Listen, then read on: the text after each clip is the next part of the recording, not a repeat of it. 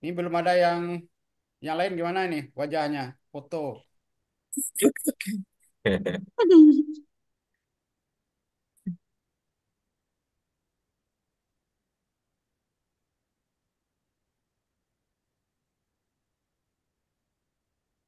Ini yang tiga ini gimana nih? Tiga masih memasak. Masih ada rendang, Pak.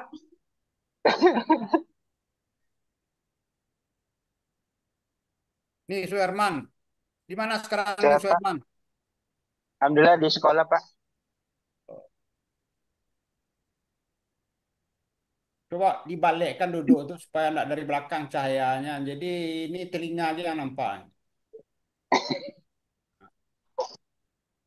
Nah, itu kan enak tuh nampak wajahnya kan. Nah,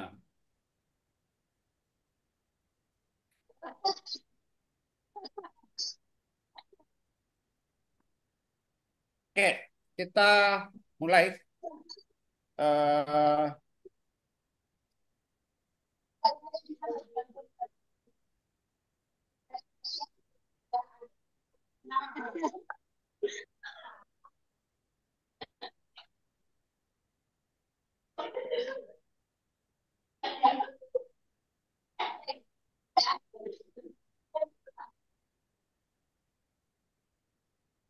Belum kita mulai ada pertanyaan dulu. Silakan.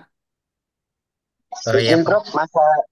Masalah UTS kita itu, Prof, yang di Google Classroom itu gimana, Prof? Apakah kita membuat makalah atau menyelesaikan tugas terakhir gitu, Prof, yaitu laporan, Prof?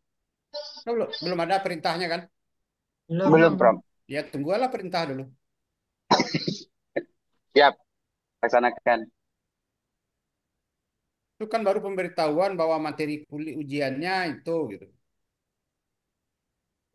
Oke, yang lain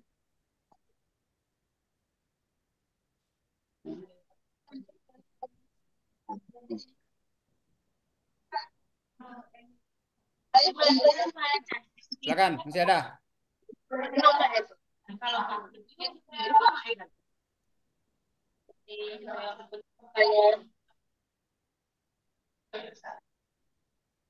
Oke, hari ini kita membahas tentang teknik penulisan laporan penelitian. Suara saya jelas. Jelas, Pak. Bro. Teknik penulisan laporan penelitian.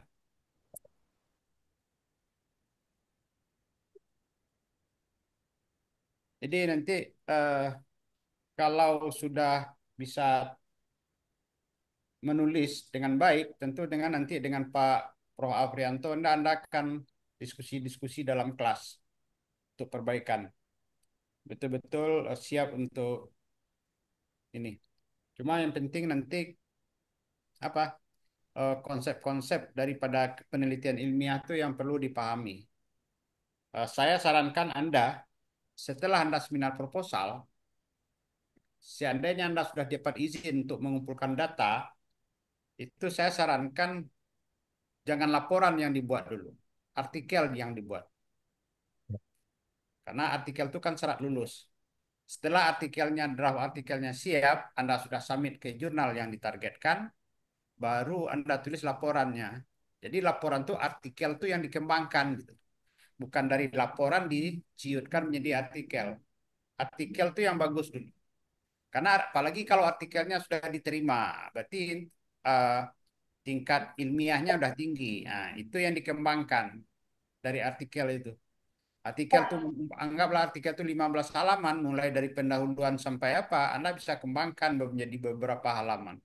Kan tidak ada peraturan di Undri ini yang menyatakan bahwa tesis itu minimal sekian halaman, kan tidak ada. Kan pernah ceritakan kepada Anda tesis mahasiswa saya 35 halaman, cuma di magister juga dia. Nilainya sama dengan yang lain. Jadi tidak ada juga di transkrip Anda ditulis Abdullah MPD gitu. Dalam kurung tesis 350 halaman, nah, itu. Ya, yang penting apalagi sudah terbit di jurnal. Tentu kualitasnya akan lebih enak artikel itu direview oleh orang di luar gitu. Tuh. Oke, eh kita coba membahas tentang muncul di layarnya Pak Abdullah. Muncul, Prof. Sudah,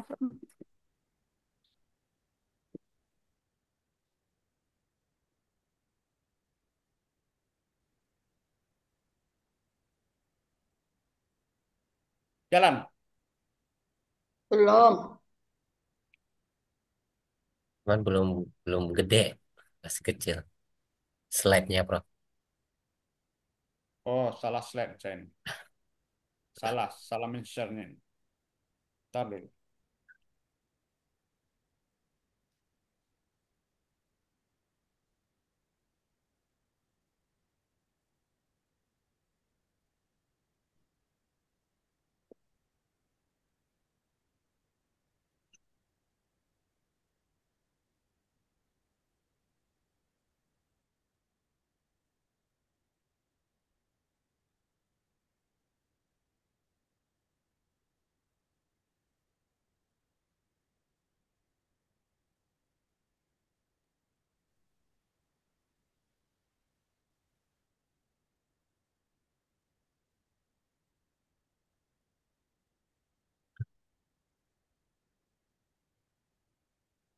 Oke, udah muncul.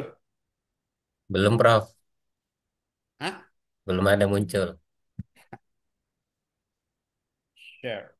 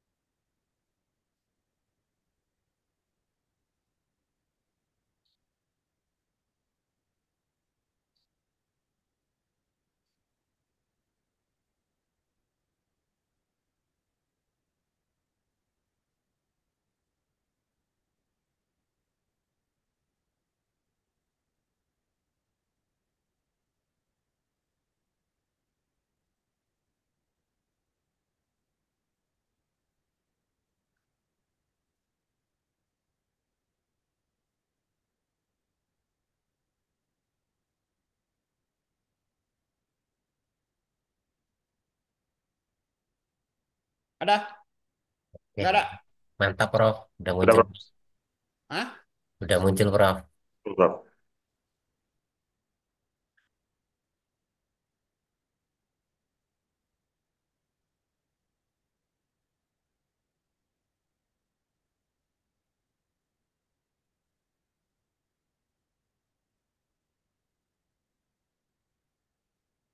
Udah muncul. Abdullah, Oke, mantap, Prof. jalan. Mantap. Lanjut, Prof. Nggak lanjut kemana ini? Bergerak nggak PowerPoint-nya? Agenda Jalan, pembahasan. jalan, Prof. Jalan, Prof. Oke. Eh, Gini, soalnya saya pakai dua layar masalahnya. Kadang-kadang salah screen. Oke, kita lihat teknik penulisan laporan hasil penelitian. Jadi Anda nanti final Anda tuh di sini, teknik penulisan. Bagaimana Anda menulis laporan penelitian? Jadi laporan penelitian itu namanya laporan penelitian ilmiah. Jangan sampai terjadi nanti eh, apa? Anda menceritakan pengalaman Anda di dalam, bukan. Tapi Anda menceritakan apa yang Anda temukan, didukung oleh konsep-konsep ilmiah. Makanya di dalam konsep filsafat itu ada tiga itu, eh, ontologi, epistemologi, aksiologi. Harus terlihat di laporan penelitian ini. Ontologinya hakikat membangun ilmu. Itu terlihat di bab satu dan bab 2. Epistemologi bagaimana cara menemukannya terlihatnya di bab 3. Aksiologi terlihatnya di bab 4. Nah, disitulah kata kuncinya nanti. Di bab satu Anda yang Anda seminarkan itu kan di laporan bab satu, bab 2, bab 3. Di bab satu itu ada nanti tujuan, maksud dan tujuan penelitian. Ada catatan satu dalam tugas saya untuk menilai Anda berpedoman kepada materi mata kuliah metodologi yang saya ajarkan. Tapi nanti setelah implementasi untuk tugas akhir, silakan aja Anda ikuti apa maunya pembimbing gitu. Itu dia, ya. Saya memberikan kepada Anda secara metodologi. Nah, jadi tugas-tugas dengan saya tunduk kepada metodologi, bukan tunduk kepada tesis-tesis yang sudah ada. Ini tugas-tugas yang masuk itu kan banyak tugas-tugas Anda masih berpedoman kepada yang lama gitu. Ya, itu dia. eh jadi Anda harus lihat eh, ukur diri Anda apa sampai di mana kemampuan Anda. Makanya konsep filsafat harus terpakai di dalam sini. Kita lihat di sini teknik penulisan laporan. Apa yang perlu? Kontennya, penelitian itu apa? Konteks penelitian itu sesuaikan dengan bidang ilmu. Ya, pendahuluan itu memberikan konteks yang penting untuk memahami dasar daripada penelitian yang dilakukan. Jadi, bagaimana Anda mengangkat konteks itu supaya sesuai dengan bidang ilmu Anda gitu. Anda kan administrasi pendidikan. Administrasi pendidikan itu kan lebih banyak kepada ilmu manajemen, administrasi. Jangan Anda nanti menggunakan penelitian-penelitian yang dipakai oleh bidang ilmu lain gitu. Misalnya seperti prodi yang lain. Misalnya apa eh, menerapkan model-model pembelajaran. Ini sebenarnya bukan bidangnya di sini, di administrasi pendidikan. Anda kan lebih banyak ke manajemennya. Bagaimana Anda mengungkapkan penulisan dari latar belakang itu? Sehingga di latar belakang baru dibaca oleh orang tertarik untuk membacanya gitu. Apalagi kalau Anda bisa membuat suatu judul yang bagus, yang bisa menarik dan orang tertarik untuk masuk ke dalam untuk mempelajarinya. Konsep ilmu itu begini. Di dalam penelitian ilmiah, Anda boleh saja melakukan pengulangan penelitian yang dilakukan oleh orang lain. Anggaplah Anda punya teman atau saudara di UNP, di Unimed, atau di Jawa, UNY, segala macam, dan sesuai dengan bidang, atau Anda cari di internet, Anda tertarik, ya boleh-boleh aja secara metodologi. Oh, judulnya pasti tidak sama. Pertama, karena apa? Karena di judul itu ada tersirat tempat. Jadi kalau orang melakukan penelitiannya di Jawa, Anda tentu di Riau. Itu ya. Nah, yang kedua, latar belakangnya mungkin sama, latar belakang ide, tapi ceritanya tentu berbeda. Ya, latar belakang ide berbeda. Contohnya begini, saya contohkan ini. Saya punya HP. Nah, saya suruh Anda bercerita, terus Anda tulis tentang HP saya gitu. Saya putar-putar gini.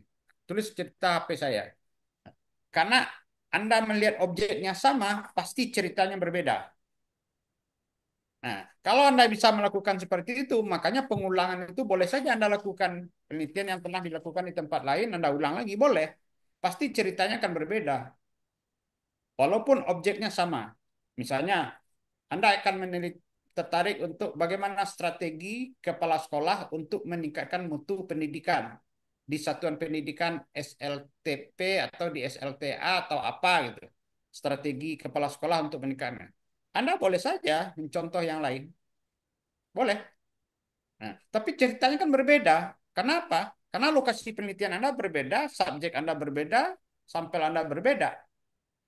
Begitu juga dari sisi teoritis, tinjauan pustaka yang mendukung, bisa saja sama.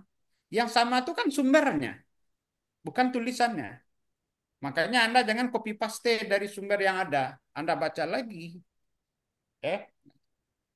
Begitu juga metode. Metode analisisnya boleh sama. Pasti hasilnya berbeda. Karena sampelnya yang berbeda, data yang berbeda. Yang tidak boleh itu kan mengulang, menulis, plagiat. Tapi kalau Anda mencontoh, memenuhi syarat, ya silakan aja, tidak ada masalah. Orang mengatakan, ini judul ini udah banyak nih orangnya. Iya, itu wajar-wajar saya. Kalau saya pun sering mencoret mahasiswa baik S1 maupun S2, dia contohnya, oh ini judul ini udah banyak. Ya mungkin tidak menarik, ya bisa aja lah. Anda kan bisa Anda modifikasi judul itu dengan bentuk konteks bahasa yang lain. Itulah gunanya anonim itu, istilah anonim. Jadi semakin banyak kosakata Anda, semakin banyak Anda membuat kalimat yang lebih bagus. Itu dia. Begitu tujuan penelitian itu tersirat di judul, judul penelitian. Tersiratnya di judul. Jadi kalau judulnya bagus, itu tersirat.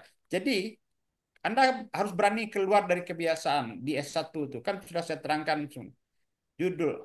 Kalau di skripsi itu ada judulnya 1, 2, 3, 4. Itu bukan judul. Cara mendapatkan, cara menemukan penelitian, cara melakukan penelitian. Apa yang harus dilakukan penelitian. Yang dalam istilah metodologi disebut maksud. Judul itu tersirat di judul. Jadi judul penelitian itu, waktu kita baca judul penelitian, maka kita udah tahu tujuan penelitiannya apa gitu. Begitu juga relevansi penelitian. Mengapa kita harus mampu menjelaskan di latar belakang itu mengapa studi ini penting? Apa yang harus dilakukan perbaikan? Itu dia. Eh, Metode penelitian dan desainnya, ya. Desain eksperimen baik membantu peneliti dalam mengatur variabel kondisi percobaan atau uji coba, atau Anda mempelajari studi literatur, sampel penelitiannya. Jadi gini, kalau Anda sampelnya misalnya guru atau murid, itu biasanya di dalam istilah metodologi itu sampelnya relatif homogen. Hmm. Kalau relatif homogen, itu sampelnya tidak perlu banyak sebenarnya. Ya, nah, beda. Atau contohnya saya meneliti petani sawit. Kalau petani sawit namanya petani sawit, pasti sampelnya relatif homogen kan? Ya. Karena yang dia tangani sawit. Hmm. Tapi kalau saya meneliti tentang ekonomi pedesaan, itu sampelnya relatif heterogen. Nah, itu dia. Semakin homogen sampelnya, semakin sedikit yang dibutuhkan. Semakin heterogen sampel populasinya maksudnya, semakin banyak sampel yang dibutuhkan. Karena sampel itu menggambarkan atau mewakili populasi. Itu dia. Jadi ada di, di apa mahasiswa tanya, "Pak, di tempat kami sekolahnya hanya 10, Pak. Apakah perlu diambil sampel 2?" Saya jawab, bisa ya, bisa enggak. Ya. Kalau hanya 10 ngapain? Diambil sampel, langsung aja. Sensus langsung ke 10-nya. Maksud saya misalnya gini, populasinya 1.000 gitu. 1.000 sekolah. Selevel, SLTA semua atau SMA. Tidak ini. Nah, kita buat. Ya boleh sampelnya diambil, tidak perlu 10%, tidak perlu 5, cukup. Kalau sudah mewakili. Itu aja. Ya. Teknik pengumpulan data itu banyak caranya. Bisa melalui pedoman wawancara, ya, bisa melalui kuesioner, bisa sekarang kan udah canggih sekarang nih. Kuesioner itu melalui Google Form. Google Form. Nah, jadi kita udah buat kalau Google Form itu udah langsung targetnya sampel itu. Cuma selama ini yang salah kan gini. Kuesioner itu kalau guru-guru waktu apa tuh namanya bidang studi itu MGMP ya dulu. Ya. Waktu acara MGMP, disebarkan kuesioner, disuruh isi. Itu salah itu. Kuesioner itu tidak boleh lepas dari responden, dari surveyor, dari peneliti. Harus tetap dipegang. Respondennya menjawab. Sekarang kan udah canggih, pakai Google Form membuatnya. Kalau Anda pandai membuat Google Form-nya, nanti dia otomatis Google Form itu sudah langsung mendeskripsikan dan mendata persentasenya, kekuatan semua, dan itu lebih gampang tuh, langsung grafiknya semua. Ya, nanti kalau sudah kalau minggu depan kalau enggak lagi online saya akan tampilkan semuanya, bentuk-bentuknya semuanya. Ya. Oke, saya enggak tahu nih sampai kapan nih online-nya permintaannya nih Abdullah. Karena kemarin saya tanya ke ketua, hari Jumat ini kuliahnya saya dengan Pak Isjoni aja kan itu kan. Ya. Pak Ijo ini online kan kasihan juga kuliah dengan saya datang dari Kuansing jauh-jauh ke Pekanbaru itu balik lagi ke Kuansing. apalagi dari sianya. Hmm. Jadi minggu depan sebenarnya nih kuliah online ini kuliah yang saya tidak sukai gitu. Karena kita dibohongi aja oleh mahasiswa. Ini apalagi keluar fast foto, gambar, ada yang memasak, ada yang aktivitas yang lain, ada kuliah dengan saya, ngomong-ngomong dengan orang lain, walaupun eh, speakernya dimutikan, tapi tetap juga reaksinya itu menyakitkan gitu. Ternyata, Prof, minggu depan tuh Jumatnya itu tanggal merah loh, Prof. Kan tanggal yang merah. Kita ikut aturan pasca aja. Kalau pasca tetap kuliah, kuliah. Itu aja. Kalau enggak, ya tunda lagi kuliahnya. Minggu depan satu lagi. Ngapa susah kali? Ikut Siap, Prof. ketentuan pasca. Kalau kata ketua prodinya, eh, kan tanggalnya yang merah. Kalau kata prodi, jalan aja sesuai dengan apa. Nih, kuliah kita. Oke. Eh, Oke, kita lihat analisis dan ini data dan penggunaan statistik. Ini sangat penting sekali nanti. Anda, Anda kan ini semester berapa? Dua ya? Ya, dua. Dua, Kan Bro. Anda belajar statistik kan? Sudah. Nah, bedakan. Statistik itu ada dua, parametrik dan non parametrik. Hmm. Dari kedua itu ada tingkatan statistik datanya. Ada nominal, ordinal, interval, rasio.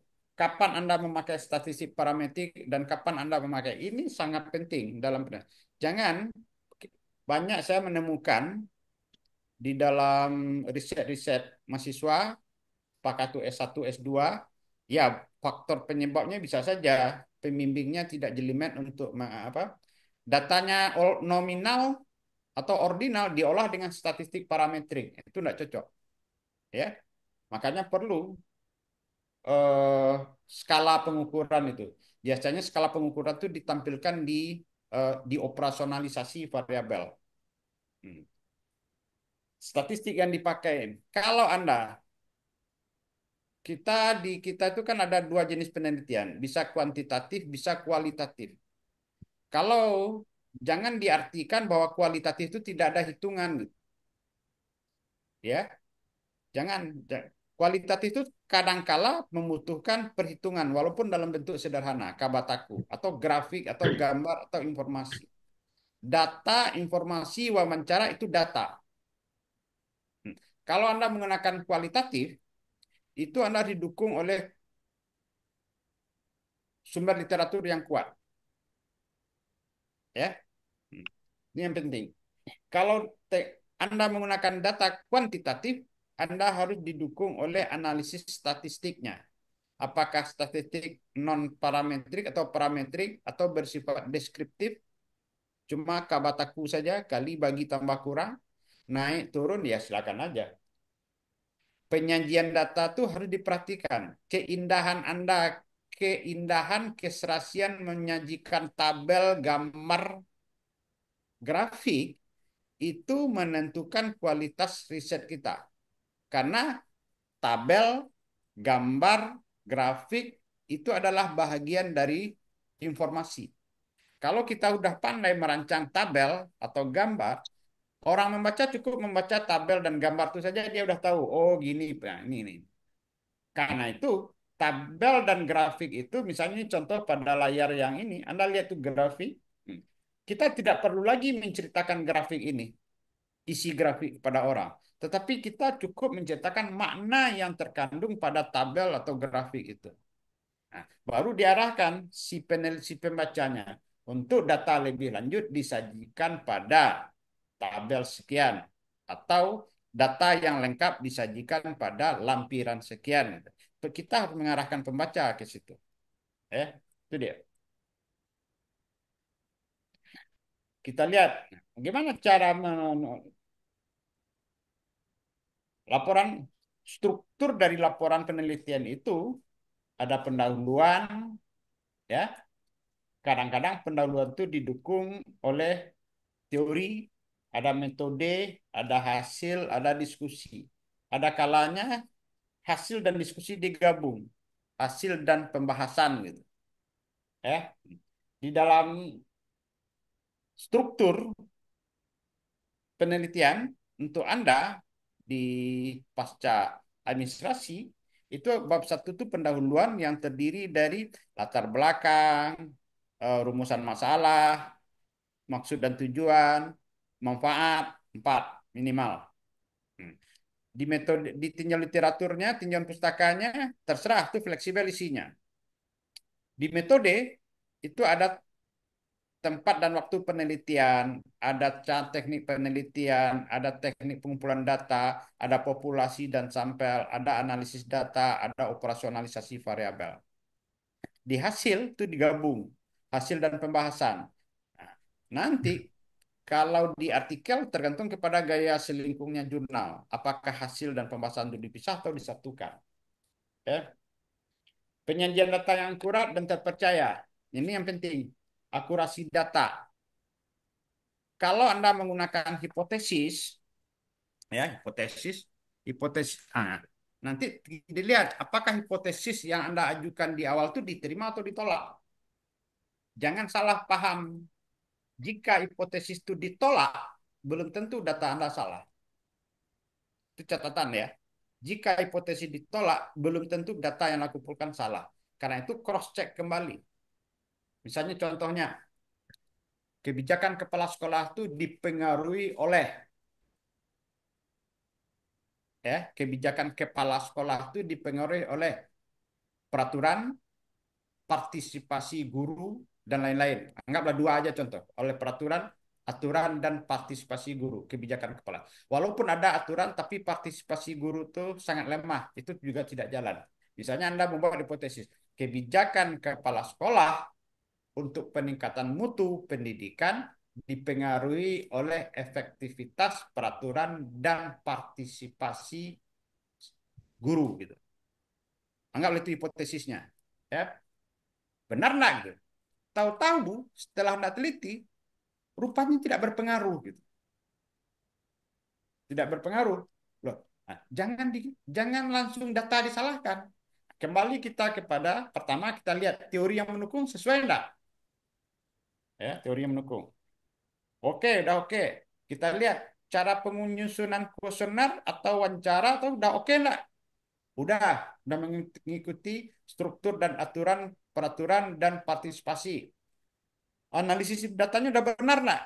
Udah, tingkat akurasi udah benar. Kalau sudah semuanya benar, ternyata hipotesisnya ditolak, ternyata kebijakan kepala sekolah tidak bisa dipengaruhi oleh aturan ini. Apa? Kebijakan apa tadi? Kebijakan dalam meningkatkan mutu pendidikan dipengaruhi oleh aturan dan partisipasi guru. Tahu-tahu dari yang dua, aturan partisipasi gurunya yang lemah. Apa faktor penyebabnya? Artinya apa? Ada hal yang baru yang muncul di sini. Nah, itu dia. Jadi jangan dibilang, kan banyak terjadi itu karena hipotesis ditolak, datanya di setel ulang. Tak boleh. Setiap penelitian, apakah hipotesis diterima atau ditolak, penelitian itu tetap selesai. Ya, tetap selesai. Kalau terjadi hipotesisnya ditolak, berarti lahir ilmu baru. Bahwa kebijakan kepala sekolah itu sebenarnya Tidak. tidak dipengaruhi oleh partisipasi guru. Bisa saja faktor lain. Misalnya performan kepala sekolahnya itu disegani oleh guru, kan gitu kan? Kalau kepala sekolahnya nyeleneh aja terus, mana mungkin tercapai? Performanya tidak cocok, apa namanya ini? Komunikasi antara kepala sekolah dengan guru sangat minim sekali, itu juga tidak bisa jalan. Nah, ini faktor-faktor ini yang harus diapakan. Oh, rupanya yang mempengaruhi itu bukan partisipasi guru, tapi performan kepala sekolah. Cobalah Anda nih, Anda yang 20 berapa orang nih? 22. 23.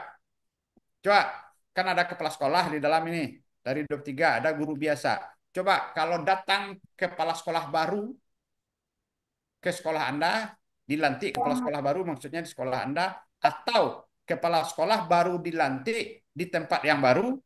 Coba pertama Anda tampil, ini contoh, siapa yang kepala sekolah di sini nih? Bu Yuni. Iya, Pak. Siapa lagi? Samsinar, Pak. Sinar. Hah? Samsinar. Samsinar, Pak. Mana Samsinar? Oh, dua. Anggaplah. Saya contohkan Bu Yuni dan Bu Samsinar dilantiknya di kepala sekolah di sekolah yang baru. Pertama kita tampil melihat guru itu ada tampilnya yang sangat mengagumkan, ada apa, ada yang enggak, ya sepertinya dia menjelekkan wajah enggak suka terhadap kita gitu. Itu pasti akan mempengaruhi aktivitas ke depan, ya. Nah, makanya kata orang itu ada pepatah mengatakan tak kenal maka tak tahu maka tak sayang itu tidak akan mendatangkan cinta gitu. Cinta itu tidak datang duluan, cintanya datangnya belakangan. Makanya untuk cinta datang tuh saling memperhatikan dulu, saling membantu dulu, saling menghargai dulu, saling menghargai. Karena itu saling menghargai, saling memperhatikan, saling membantu, saling membutuhkan, maka muncul cinta. Nah, itu dia. Ini bukan cinta datang duluan. Terutama yang muda-muda ini malu pandangan pertama cinta. Wah, enggak gitu. Dari mana datangnya lintah? Dari sawah turun ke kali. Dari mana datangnya cinta? Dari mata turun ke hati. Hati itu yang tersentuh dulu, baru cintanya datang. Begitu juga sebaliknya. Guru di sekolah datang ke kepala sekolah baru. Dengan gaya dan penampilan pembicaraan pertama sekali kepala sekolah, membuat orang tidak tertarik, ya udah, buyar itu ke depan. Nah, apa? Performan. Nah, ini nih. Ini hal-hal seperti ini yang penting saya lihat yang perlu dikaji, karakter-karakter. Bagaimana karakter kepala sekolah untuk meningkatkan mutu pendidikan itu. Nah, di sini perlu, ya. Oke. Referensi. Referensi itu sangat penting di dalam laporan penelitian. Kualitas suatu penelitian itu ditentukan oleh sumber referensi yang mendukung. Makanya dibatasi 10 tahun yang paling lama. Beda dengan artikel. Kalau Anda pakai artikel, boleh aja artikel itu 20-30 tahun yang lalu referensinya boleh-boleh aja. Tapi kalau untuk karya ilmiah, laporan penelitian, apalagi tugas akhir, sumber literaturnya maksimalnya 10 tahun. Apalagi orang pendidikan. Sekarang 2025, model gaya pendidikan 2025 dengan 2010 dengan 2005 kan berbeda. Sudah berapa banyak kurikulum yang diperbaharui gitu, dirubah. Nah, makanya ambillah sumber literatur yang terbaru, ya, sumbernya yang kredibel, terutama jurnal-jurnal yang sudah bereputasi. Kurangilah memakai buku di dalam laporan penelitian sebagai literatur. Kenapa apa? Karena buku itu, contohnya adalah buku saya metodologi. Buku itu saya yang menulis, saya yang mengedit, saya yang mencetak, saya yang mengedarkan. Tidak ada diedit oleh orang lain. Buku itu saya buat untuk bahan ajar segala macam ini. Tapi kalau artikel, hasil pemikiran kita diperiksa, direview oleh orang lain. Sehingga tingkat kredibilnya itu tinggi gitu. Makanya kalau untuk karya ilmiah, ya kalau saya bimbingan saya itu minimal 80% sumber literaturnya harus dari artikel. Artikel yang qualified. Mana tahu nanti di antara Anda 23 itu saya dikasih oleh prodi untuk jadi pembimbing, tapi enggak tahu lah. Kayaknya belum ada gitu, karena enggak sesuai dengan bidang ilmunya. Nah, kalau saya, mahasiswa saya itu di S2, S3, di Fisipol, lingkungan, dan S2 apa, itu saya minimal 80% sumber literaturnya itu dari artikel. Hanya 20% boleh dari textbook. Ya. Nah, apalagi sekarang sudah menyusun untuk formatnya menggunakan model Mendeley itu lebih bagus, bisa kita lebih fleksibel untuk mengaturnya sesuai dengan kebutuhan. Ya. Silakan, ada pertanyaan dulu.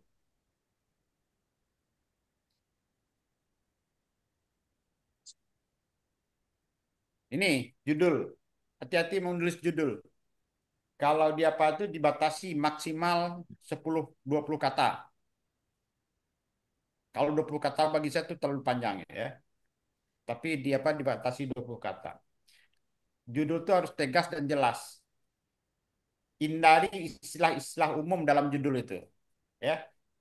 Kalau dapat menghindari penggunaan istilah umum dalam judul dapat membantu mencegah kebingungan di kalangan. Istilah umum itu apa? Yang tidak baku gitu. Jangan masuk di judul itu bahasa ibu gitu.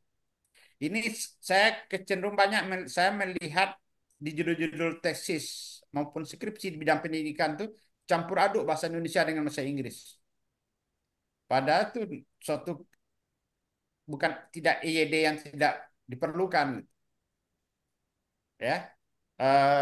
Nanti kita akan ketemu tadi itu nanti judul-judul jangan sampai campur aduk bahasa Inggris dengan apa di dalam. Kecuali Anda buat dalam kurungnya gitu atau penjelasannya ada di dalam. Tapi yang belum baku bahasa Indonesia karena ini Anda menulisnya bukan ilmiah internasional, Anda menulis dalam nasional. Jangan terlalu banyak istilah-istilah asing di dalam tulisan. Ya, saya aja bimbing mahasiswa S3 itu menghindari istilah asing. Karena apa? Waktu artikel nanti kan kebingungan kita menerjemahkan ke dalam artikel. Cukup dalam artikel saja bahasa asing. Nah, selagi ada bahasa Indonesianya, pakai bahasa yang baik. Oke? Apalagi ada kutipan-kutipan dalam bentuk paragraf atau kalimat dalam bahasa Inggris. Itu hindarilah. Karena itu tidak menunjukkan suatu kredibilitas yang bagus dalam laporan ini. Jadi judul itu yang penting dia tegas. Ya. Jadi judul yang mencerminkan fokus penelitian, memberikan gambaran tentang isi karya. Dari orang membaca judul udah tahu, oh inilah model risetnya. Kata kunci. Kalau kata kunci ini biasa dipakai di artikel. Ya. Hindari kata kunci. Kata kunci itu bukan satu kata ya, bisa aja dua kata. Yang tidak boleh dalam kata kunci itu pakai penghubung. Misalnya kepala sekolah dan guru, tidak boleh. Jadi jadi kita boleh buat kata kunci strategi kepala sekolah, model pendidikan. Nah, jadi orang salah mengartikan kata kunci itu kata bukan kata. Bisa saja terdiri dari dua atau tiga kalimat, tapi dia satu kesatuan. Tidak ada kata penghubung dan penyambungnya. Ya. Kenapa? Hindari kata kunci yang sama dengan judul. Kata kunci itu sebaiknya tidak sama dengan judul yang dimuat di judul. Kenapa? Judul itu sudah masuk otomatis di dalam sistem. Jadi kalau orang cari kan ketemu. Kata kunci itu adalah salah satu proses efektif untuk pencarian. Makanya kalau sudah ada di judul di kata kunci, tidak usah lagi diulang. Ya, itu di. Tapi biasanya kata kuncinya biasanya di artikel. Kalau di laporan tidak. Tapi ada beberapa perguruan tinggi laporan penelitiannya meminta kata kunci, terutama di bagian ringkasan penelitian. Ya, Anda nanti di dalam laporan menulis ringkasan penelitian, bukan abstrak. Itu dia. Abstrak itu untuk artikel. Judul itu harus menarik dan mencerminkan isi penelitian.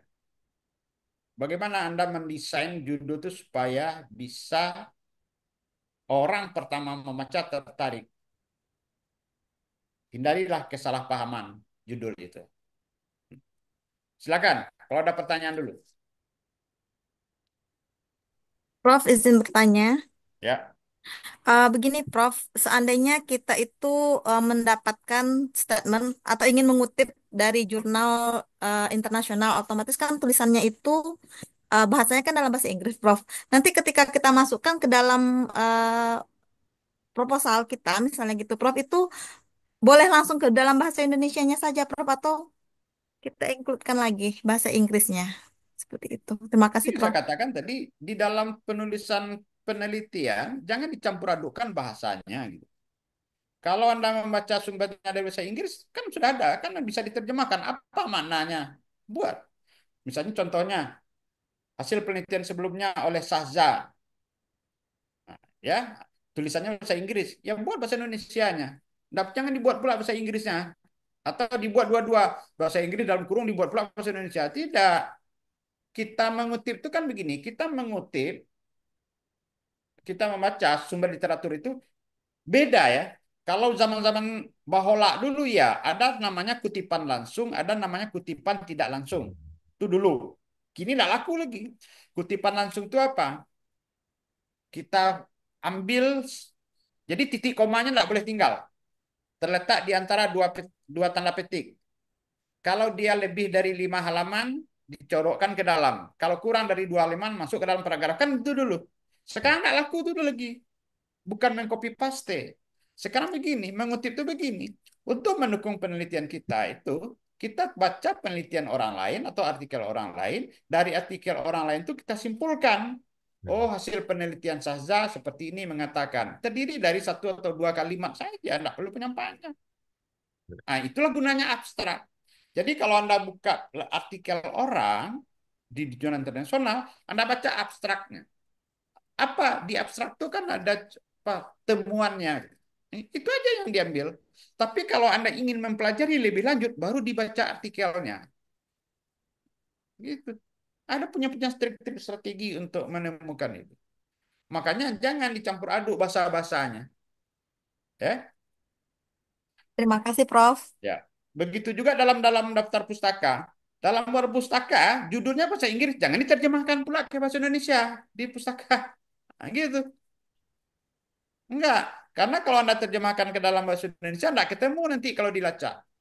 Makanya perlu, sekarang kalau udah ada artikel yang apa tuh, pakai DOI. DOI-nya harus dimuat, sehingga orang gampang melacaknya. Silakan, ada pertanyaan lagi?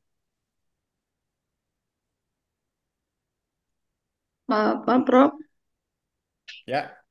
Menyambung dari pertanyaan Bu Indah tadi, kita misalnya mengutip dari jurnal lain, misalnya dari jurnal Bapak gitu kan, saya membuatnya itu dengan bahasa misalnya menurut Sahza gitu, langsung kalimatnya kalimat saya yang saya simpulkan gitu, Prof. Tidak dari jurnal dia. Ya, berarti Anda intisarikan yang Anda baca itu kan? Ya, Ya, ya, tapi itu. kan berdasarkan saya mengambil intisari berdasarkan hasil penelitian Bapak gitu misalnya. Ya, ya begitu. Jadi tidak mengcopy paste. Di blog Eh, artikelnya sudah itu di copy paste. Bukan gitu. Terus lagi satu Prof, itu kan ada beberapa jurnal yang pakai DOI. DOI itu ada beberapa yang ketika saya klik DOI-nya tidak muncul, Prof. Itu apakah memang sering terjadi seperti itu Eh, atau apa itu, Prof? Kalau tidak ada DOI-nya kan ada online-nya, alamat webnya. Enggak, dia ngasih alamat DOI-nya, Prof. Tapi DOI-nya ketika saya klik nggak mau gitu. Oh, tidak aktif. Iya. Nah, ada dua kemungkinan. Pertama, kemungkinannya DOI itu belum diaktifkan oleh editornya, terlupa dia. Yang kedua, atau jurnalnya predator, itu aja. Oh, begitu. Ya, beberapa jurnal sudah saya temukan seperti itu, Prof. Saya membuat referensi DOI-nya sudah saya masukkan, saya klik, saya coba mau nengok Keluar lagi, warna nggak kuning ya? bisa. Apa, Prof? Kuning warnanya. Ya, kuning. Ah, Tulisannya berarti apa tuh? DOI-nya Research belum lah apa gitu, Prof. DOI-nya belum diaktifkan oleh editornya. Bisa saja. Karena Jadi kalau DOI itu seperti kan memuat DOI itu kan bayar $1. Karena belum dibayar oleh penerbitnya, belum aktif dia. Bisa saja. jadi kalau seperti itu, Prof, saya mengambil referensinya, tetap saya tampilkan DOI-nya ada sebagai referensinya. Iya, asal tidak salah menyalin DOI-nya. Oh, oke. Nanti mana tahu suatu saat sudah diaktifkan. Oh, Ya, makasih, Prof. baik. Oke, silakan. Prof, izin bertanya lagi. Ya, Eh, di awal tadi Prof mengatakan bahwa ketika kita sebelum kita menulis laporan penelitian kita ini, kita sebaiknya membuat artikelnya terlebih dahulu. Seperti itu. Nah, Prof, apakah nanti artikel itu tidak terbaca sebagai plagiat di Turnitin, Prof, di dalam laporan penelitian kita? Itu aja, Prof. oh, perlu ya. Ini bukan keharusan ya, bukan keharusan. Tapi saya sarankan, kalau dibaca di Turnitin itu kan hasil dari disertasi tesis kita, magister kita kan. Nama Anda kan ada di situ terlacak. Jadi, Misalnya nanti waktu uji plagiatnya laporan penelitian kan itu ya. Loh, ini kan sudah loh, memang ini hasil penelitian, ini menyatu dengan tesis gitu. Otomatis lah. Otomatis pasti kalau dilacak. Tapi kalau artikel Anda bahasa Inggris, sudah tuh laporan penelitian Anda bahasa Indonesia, di Turnitin akan terlacak dia. Kalaupun terlacak oleh administrasi pasca, ini laporan Anda kok mirip dengan ini. Loh, penulisnya sama kok ya. Memang ini dari tesis saya. Kan bodoh pula orang yang menyelisih. Ya kan? Iya, Prof. Terima kasih, Prof. Saya kan sekarang lagi ini nih. Saya kan asesornya nasional untuk orang-orang yang ke guru besar itu.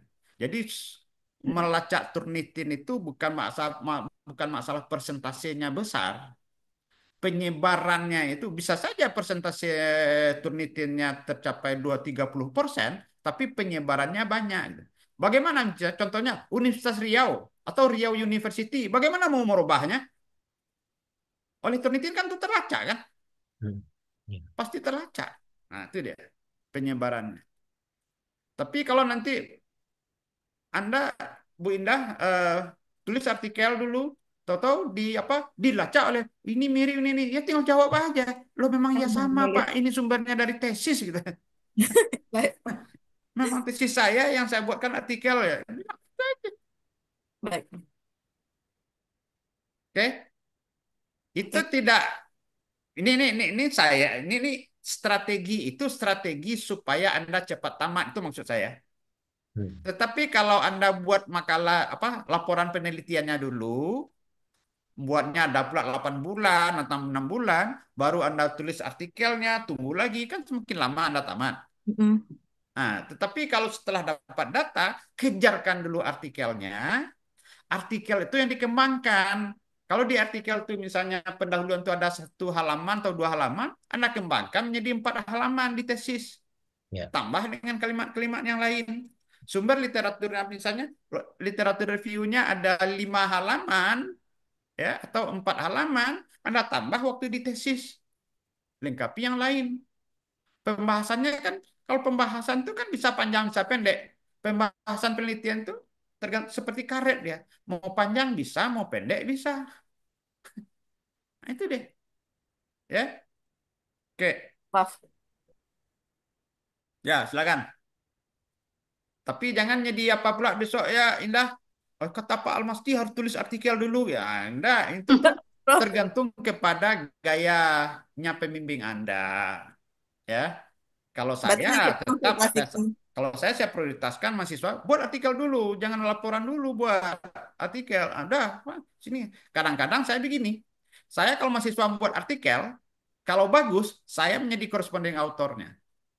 Saya mencari artikelnya, saya mencarikan jurnalnya, saya korresponden autornya. Itu kan pernah itu Anda lihat aja di publikasi itu.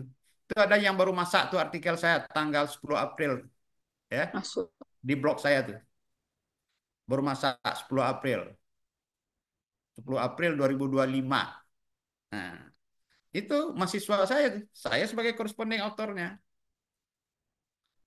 Kalau saya ada 2 modelnya. Kalau artikelnya kurang bagus, kirim sendirilah, saya bilang. Tapi kalau bagus, mau saya bantu ngirimkannya. Nah, itu dia. Kalau saya gitu. Kalau qualified dia artikelnya, saya bantu ngirimkannya. Kalau perlu saya bayarkan. Itu ada tuh yang siap. Pemasaran sekolah IT. Itu bayar tuh $500 untuk terbit. Saya yang bayar. Satu lagi, nih, siapa? Apa tuh namanya? Apa namanya nih? Apa? Pendidikan masa pencegahan kebakaran lahan gambut. Sinta 3. Ada buku dia tulis model pendidikan suku Sakai. Itu mahasiswa yang nulis, pembimbing, saya masukkan ke Unri. Dapat apa insentif. Udah dibagi 2 dengan mahasiswanya. Apa insentif 5 juta. Untuk mahasiswanya 2,5 juta. Tuh saya sebagai koresponden otoritasnya kan mahasiswanya Bang, oh kok banyak kali Prof. Iya, itulah rezeki. Sekarang kalau jurnalnya terbit di jurnal internasional, Unri itu kalau tahun lalu ya, tahun sekarang nggak tahu saya. Yang lalu itu Q1 itu udah bayar 30 juta. Nah, kalau koresponden autor itu dapatnya 20 juta. Nah, jadi dengan mahasiswa 20 juta. Saya ambil sendiri saya. Nih, artikel kita terbit. Tentu panggil kita lagi kan, bukan artikel kamu. Artikel kita terbit, dapat insentif. Karena ini nulisnya. Kalau sebagai koresponden autor pasti terlibat sebagai memperbaiki dan menuliskan gitu kan. Dah, bagi dua. Untuk kamu 10 juta, untuk saya 10 juta. Nah, kalau bayar, keluarkan biaya pembayarannya dulu. Ini baru-baru ini. Ada mahasiswa Vekon, terbit di jurnal apa, bayarnya 3 juta. Ya, bayarnya berapa ya? $200. $200 sekitar 3 jutaan. Dapat insentif tahun lalu dari UNRI 10 juta. Ganti dulu uang biaya terbit, baru dibagi dua kita ya. Gitu. Oke Pak, kan enak sama-sama enak kan. Anda, tapi saya tidak tahu kalau Anda dengan pembimbing Anda apakah nanti itu mau dibagi uang itu lain rahasia masing-masing. Kalau saya itu, kalau artikelnya bagus, saya apa, menawarkan diri untuk sebagai koresponden autor. Tapi kalau kurang bagus lah, nah ini ya udah enggak sesuai dengan level apa, oke, kirimlah sendiri gitu. Ada lagi artikelnya kurang bagus, enggak usah masukkan nama saya. Termasuk buku. Kemarin di S3 itu ada, S3 yang di pendidikan ada menulis buku, dua saya tolak. Walaupun saya pembimbingnya, oh nama saya enggak usah masuk. Karena setelah saya baca, pertama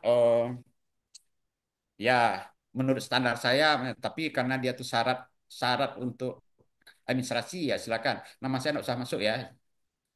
Gitu. Saya kalau masuk semuanya nanti mana tahu nanti kadang-kadang ya editnya kurang bagus lah. Oke, ada lagi pertanyaan silakan.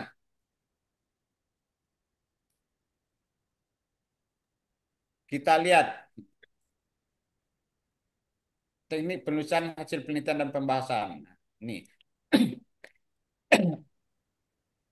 efektivitas tabel, keunggulan grafik, penyajian visual silakan. Efek tabel tuh kita punya seni tersendiri membuatnya ya. Bagaimana kita membuat data di tabel itu gampang dibaca dan dipelajari oleh orang. Oleh sebab itu strukturnya perlu seperti itu. Begitu juga grafik. Anda jangan salah. Tabel itu judulnya di atas, kalau gambar atau grafik judulnya di bawah. Jangan terbalik. Jangan sama semuanya. Ini tidak disamakan. Tabel judulnya di atas, grafik atau gambar judulnya di bawah. Kenapa begitu? Memang begitu aturan menulisnya. Kalau tabel orang membaca dari atas ke bawah. Kalau grafik orang membaca dari bawah ke atas. Makanya judulnya di bawah. Jadi kalau itu ya, begitu dia kalau Anda menyajikan gambar, gambar. Anda boleh menyajikan gambar-gambar riset Anda sebagai penguat, ya, penguat. Apalagi waktu Anda presentasi hasil. Anda kalau presentasi hasil, lengkapilah PowerPoint Anda tuh dengan gambar-gambar aktivitas riset. Karena itu sangat mendukung untuk meningkatkan keyakinan si penguji gitu. Ya. Saya dulu waktu S2, S3 disertasi saya, karena disertasi saya itu saya dapat sponsor ya. Jadi ketiga promotor saya itu saya bawa ke lapangan gantian. Jadi saya foto, saya visualkan, saya videokan. Waktu ujian seminar hasil, PowerPoint saya tuh gambarnya gambar promotor yang ikut survei ke lapangan. Ujian orang ujiannya 2,5 jam, saya jadi 3,5 jam. Tapi bukan saya yang ujian. Penguji berdiskusi dengan promotor saya. Karena kan jauh tuh dari Jawa, kok bisa ketiga ini nih sampai tanya. Dananya dari mana kamu ini? Kok bisa kamu bawa promotor? Saya bilang saya ada sponsor. Ya. Nah, jadi Anda nanti kalau riset, apakah di dalam kelas atau apa, lengkapilah dengan gambar-gambar visual untuk menambah keyakinan si penguji dan si pembimbing bahwa itu betul-betul diteliti. Gitu. Oke? Oleh sebab itu gambar, apa itu gambar atau tabel atau grafik atau bentuk visual atau video itu akan memberikan kekuatan riset. Begitu juga dalam laporan kalau dimuat. Tapi jangan asal-asal dimuat aja gambar itu. Harus ada penguatnya yang tujuannya untuk menguatkan riset. Interpretasi hasil. Ini satu lagi. Tabel yang sudah dibuat, Kalau dulu Anda di S1 kan gini, tabelnya sudah ada. Sudah itu dibuat tabel tuh yang diceritakan di bawah lagi, kan gitu kan. Sampai 2 halaman menceritakan tabel itu. Kalau di S2 enggak laku itu lagi. Di S2 itu makna apa yang tersirat di tabel itu. Itulah ilmiahnya. Nah, nanti untuk data lebih lanjut disajikan pada tabel 4. Nah, sementara data yang lebih terurai disajikan pada lampiran 5. Gitu. Nah, itu. Jadi kita menciptakan maknai tabel. Karena kalau jangan tabel lagi yang Anda ceritakan, Anda orang melihat tabel secara otomatis, orang udah bisa baca kalau orang mengerti dengan statistik. Oh, tingkat pendidikan ini menurun sekarang. Oh, ini menaik. Ini orang baca. Oh, gini kualitasnya sekarang gini, gini, gini. Nah, Anda makna ilmiahnya itu. Di pembahasan interpretasi hasil penelitian, setiap Anda mengungkapkan hasil riset Anda harus sandingkan dengan hasil penelitian orang sebelumnya. Itu kata kuncinya. Cara menyandingkannya ada 3 cara. Misalnya begini. Dari hasil riset, kualitas kepala, apa tadi judul contoh tadi itu? Model meningkatkan pendidikan di sekolah oleh masing-masing kepala sekolah dilakukan dengan cara ini, dengan melakukan pendekatan perspektif, dengan mengikuti aturan ini. Nah, nanti Anda tutup. Hal ini sejalan dengan hasil penelitian si Anu ini. Atau hasil penelitian ini bertentangan dengan penelitian sebelumnya yang menyatakan seperti ini. Sebutkan sumbernya. Atau penelitian ini mendukung penelitian sebelumnya. Jadi ada 3. Pertama, mendukung penelitian sebelumnya. Yang kedua, menentang penelitian sebelumnya. Yang ketiga, mengiringi penelitian sebelumnya. Sejalan. Jadi pasti itu. Kalau Anda menantang, ini penelitian ini bertentangan dengan penelitian sebelumnya. Anda berani mengatakan. Artinya apa? Ada sesuatu yang baru yang muncul dengan penelitian Anda. Syarat ilmiah itu apa? Ilmu lama harus tunduk pada ilmu baru apabila ilmu baru itu mampu membuktikan secara empirik. Itu ciri khas ilmu. Makanya jangan heran Anda, hipotesis ditolak itu belum tentu salah. Berarti ya lahir ilmu baru. Ya, oke. Interpretasi dari hasil penelitian itu harus mampu menjawab tujuan dari penelitian. Ya, target. Oke. Pembahasannya, pembahasan ini yang penting. Nih, Anda kan di bab 2 itu Anda sudah mengungkapkan teori-teori yang relevan, teori-teori yang mendukung. Ya, di pembahasan Anda harus memperkuatnya lagi. Teori-teori apa ungkapan temuan Anda didukung oleh teori yang telah Anda muat di bab 2 sebelumnya. Ya.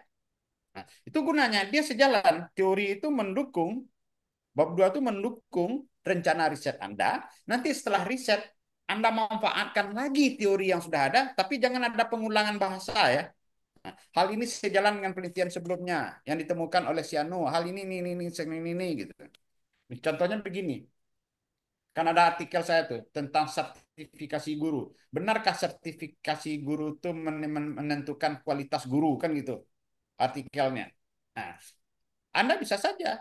Nah, dari hasil penelitian Anda, hasil penelitian ini bertentangan dengan penelitian sebelumnya yang dilakukan oleh Sahza. Bahwa Sahza menyatakan bahwa sertifikasi guru tidak menentukan kualitas profesional guru. Nah, ternyata hasil penelitian yang baru dilakukan, ini ya. Bilang Anda harus berani mengatakan seperti itu. Ya. Begitu juga implikasi bagi bidang studi. Apa nilai manfaatnya? Karena tadi di bab 1 Anda sudah mengungkapkan manfaat penelitian atau kegunaan penelitian. Manfaat penelitian untuk pembuat kebijakan kah?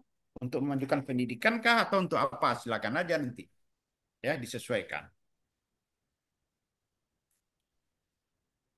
Di ilustrasi ya. Oke, laporan ilustrasi foto dan enggak. Kalau Anda ingin membuat ilustrasi-ilustrasi, apakah dalam bentuk foto segala macam, ya, silakan saja.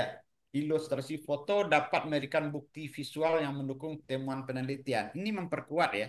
Memperkuat tuh untuk meyakini orang, apalagi kalau waktu Anda ujian, meyakini penguji dan pembimbing bahwa ini betul-betul dilakukan. Ini kadang-kadang ini jarang dilakukan mahasiswa, sangat sekali. Waktu PowerPoint itu hanya data-data aja. Pada visual itu penting. Apalagi kalau ada video kecilnya, ya, bahwa itu betul-betul dilakukan. Nah, makanya Anda lihat itu, kalau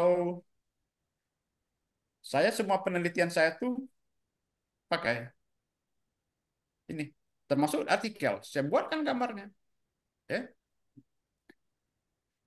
Tapi jangan lupa, jangan menampilkan visual itu gaya seperti selfie aja di dalam foto tuh. Itu yang tidak boleh. Ada unsur kesengajaan berfoto bergaya gitu. Nah, tuh. Anda harus bisa membedakan mana yang foto untuk koleksi Anda, mana yang foto riset gitu. Tuh, Anda harus seleksi itu. Jangan ini masuk ke dalam laporan penelitian fotonya sengaja seperti fotonya sengaja bergaya untuk difoto. Tapi yang didapat itu ada aktivitas risetnya itu. Ya, apakah ada Anda di dalam atau enggak? Itu model-model teknik-teknik pengambilannya aja lagi. Ya, oke. Diagram dan grafik. Nah, ya, nah, ini tadi sudah saya. Apakah Anda menyajikan data, menggambarkan apa tren data segala macam? Silakan aja. Oke, silakan kalau ada pertanyaan.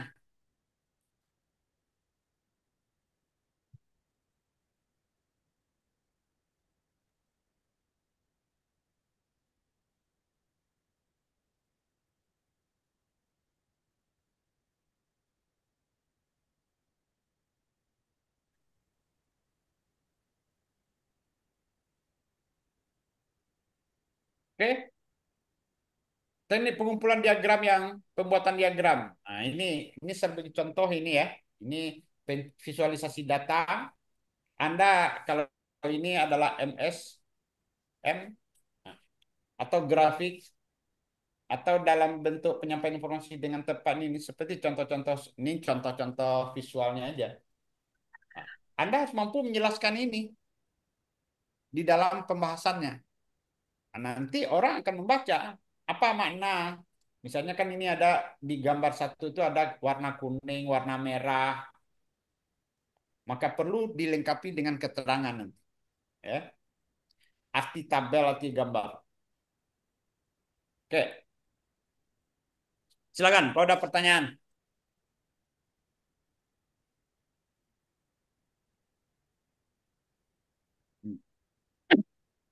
Prof, nanya Prof, Ya, beberapa penelitian saya lihat tuh ada di bab 2-nya kan ada kerangka berpikir. Apakah kerangka berpikir itu menjadi wajib atau boleh ada, boleh tidak, Prof?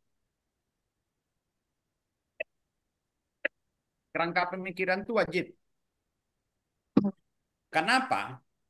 Kerangka pemikiran itu menjelaskan langkah-langkah kita melakukan penelitian yang dirancang dari ide dan didukung oleh literatur. Seperti apa Anda membangun penelitian itu yang penting. Kerangka berpikiran itu. Biasanya diletakkan di bab 2 bagian terakhir. Setelah kerangka pemikiran itu baru diungkapkan hipotesis kalau pakai hipotesis. Nah, kerangka pemikiran itu ada dua model. Ada dalam bentuk narasi, ada dalam bentuk diagram. Ada lagi orang mengkombinasikan keduanya. Itu tergantung kepada seleranya pembimbing dan penulis. Ya. Nah, dari mana Anda bisa membangun asal misalnya melihat kebijakan efektivitas kebijakan terkait satuan pendidikan. Ini, nah, Anda lihat dipelajari dari mana ke mana, ini nanti hasilnya apa. Di akhir dari kerangka pemikiran itu adalah target riset Anda yang tertuang di dalam judul penelitian. Ya, Bu Marlinda ya. Terima kasih, Prof. Kerangka pemikiran itu nanti dituangkan di dalam Anda bisa juga dalam konsep tertuang dia dalam operasionalisasi variabel. Operasionalisasi variabel itu harus dijelaskan, ada definisinya, ada indikatornya, ada satu apa skala pengukurannya. Kalau dia menggunakan statistik, ya, indikator. Kalau duduk itu dan situ komponen dan tuntas, maka akan mudah Anda menyusun kuesioner atau instrumen penelitian. Kata kuncinya di situ. Di kerangka pemikiran, di operasionalisasi variabel, baru Anda bisa menyusun kerangka pemikiran instrumen penelitian. Oke, silakan. Ada lagi? Eh, Mohon izin, Prof.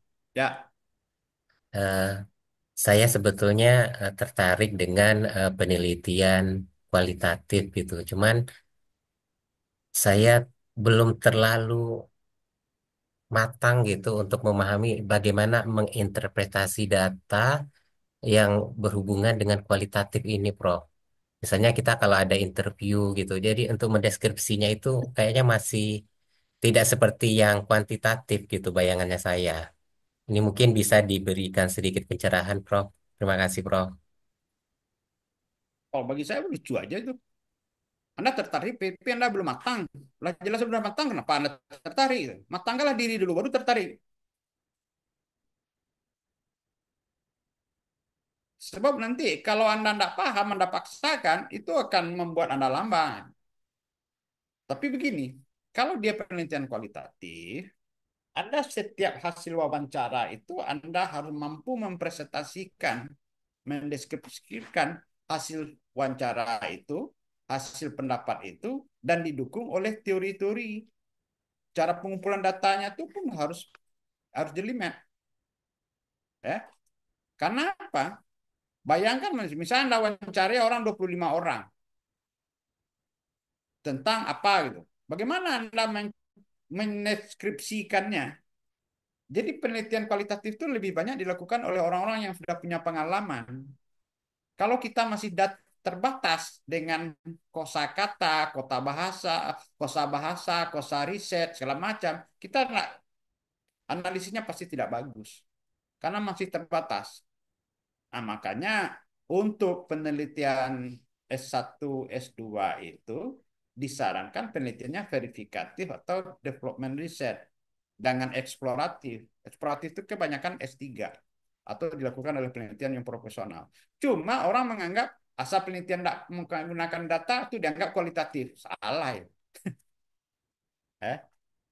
Kualitatif itu membutuhkan data. Data itu mana? Informasi.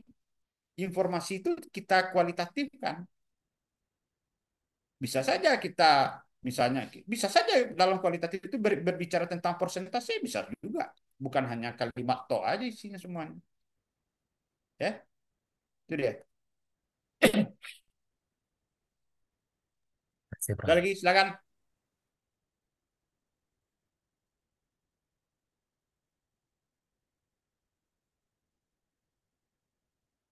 Ini kita lihat, hmm,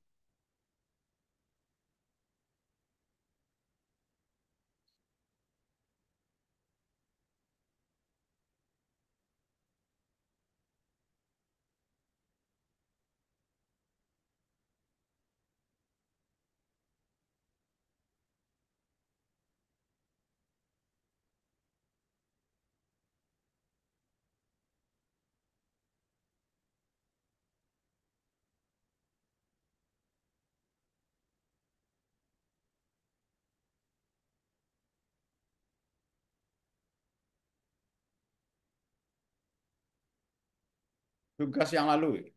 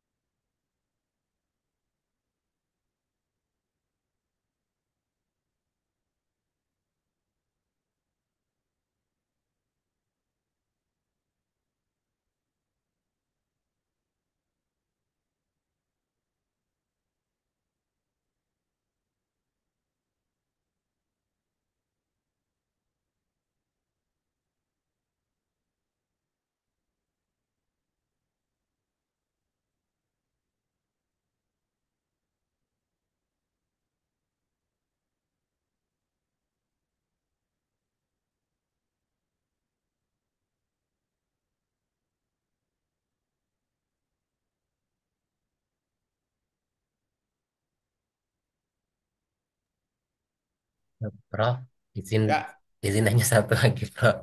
ya. Terkait dengan eh, daftar pustaka gitu.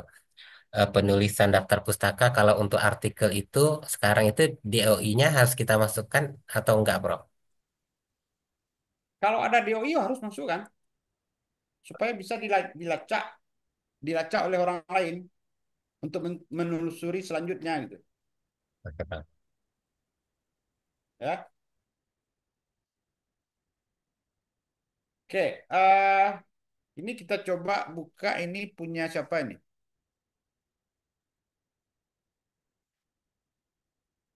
Noven,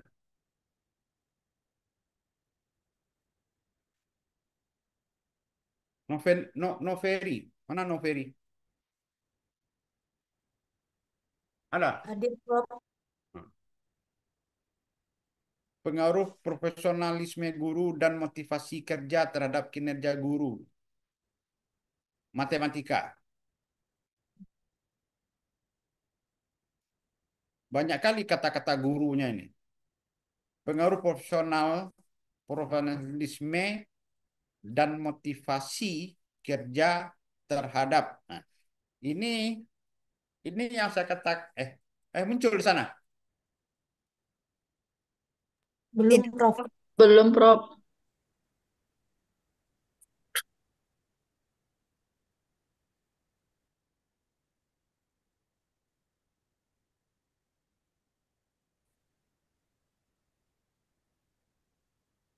Ada, muncul. Ya, udah Sudah, muncul, Prof. Prof. Hah? Sudah, Prof. Noverianti. Ya, Nah, ini yang apa? Yang saya katakan, ini saya blok ini. Kata-kata pengaruh ini. Kata-kata pengaruh ini kan udah banyak. Ada nggak solusi yang lain? Apa sinonim yang lain? Misalnya analisis kinerja guru matematika atau analisis profesional kinerja guru matematika di SMP atau MTS, SMP, MTS, kan selevel dia ya. ya, siapa? Kenapa nggak dibuat aja SLTP gitu? Karena kalau di Kementerian Agama tuh namanya MTS, Prof. Ya MTS, tapi kan dia Kalau selevel di, SLTP kan? iya benar-benar, Prof. SMP dan MTS kalau digabung aja jadi SLTP Iya namanya. SLTP. Ya, Nggak bisa Selevel digabung. SLTP nanti di dalam apanya dijadikan dia sampel ada yang apa sekolah SMP. umum ada yang sekolah agama gitu. Ya, Itulah gunanya sampel populasi pembatasan masalah. Ya kan? Walaupun dia beda-beda bidang kementerian, tapi kan levelnya sama. Kalau di SMA itu apa? MAN ya kan? SLT aman, Ya, ya. SMK, MA dan MAN. SMA, MAN, SMK. Ya kan? MA, Tiga Bang. kan? MA. MA ya. ya, MA, SMA, SMK. SMK. sebentar. Ya, Tiga. Selevel dia SLTA. ya betul-betul. Nah, ya. Nah, ini profesional guru di mana? Kan udah ada indikator profesional guru tuh udah ada indikator. Kapan guru tuh dikatakan dia profesional? Kan udah ada indikatornya. Motivasi kerja. Motivasi kerja itu kan udah ada indikatornya terhadap kinerja guru. Nah, ini kan ibarat koperasi nih antara partisipasi dan SAU. Ya, kinerja guru tuh dia termotiv apabila motivasi dia tinggi, kinerjanya pasti bagus gitu. Sehingga ada kalau di dalam statistik itu ada potensi terjadi korelasi, saling berkorelasi dia. Nah, ini dia. Makanya analisis kinerja guru atau analisis profesional, analisis kinerja guru dalam upaya meningkatkan apa? Tujuannya profesional guru dan motivasi itu tujuannya apa? Apakah untuk meningkatkan kinerja atau kinerja guru itu yang diukur untuk keberhasilan sekolah? Apa yang diukur? Itu yang penting. Kita lihat di sini ke bawah. Ini identifikasi ya. Ada 5 teridentifikasi. Ada 3 identifikasi masalah. Guru yang kurang maksimal dalam mengembangkan modul. Modul ajar. Guru tidak membawa modul ajar. Guru belum menyesuaikan. Ini nomor 1 dan nomor 2 ini bisa disatukan ini. Dia tidak pernah membuat, mana mungkin dia membawa. Ya, Nomor 3 tuh juga tuh, Bro. Hah? Ya nomor 3 tuh juga gitu, Bro. Guru belum menyelesaikan modul. Nah, sama ya, menyatu dia nih. Itu juga dia satu aja tuh. Menjadi satu dia nih. Nah, kalau rumusan masalahnya bagaimana pengaruh profesional guru terhadap kinerja guru? Bagaimana pengaruh motivasi kerja guru terhadap ini? Motivasi kerja terhadap kinerja guru. Ini kan pecahan ini. Pecahan dari nomor 3. Dipecah. Cuma sebenarnya satu aja dia. Sebenarnya ini. Tapi ini sengaja dipecah. Nah, ini kebiasaan-kebiasaan lama yang dipakai waktu level S1. Maksud penelitian. Nah, ini maksud dari penelitian ini untuk menganalisis dan ini tujuannya mengetahui ya, ini yang saya katakan terbalik ini. Ini yang maksud Ya. ya. Yang maksud itu kan apa yang dilakukan. Hmm. Jadi dalam penelitian ini untuk mengetahui pengaruh profesional guru, untuk mengetahui pengaruh kinerja guru, untuk mengetahui ini kan ini untuk ini yang akan dikerjakan ini menganalisis sehingga bisa tercapai nanti ini target ya. Hmm. Di dalam analisisnya terlihat enggak gitu.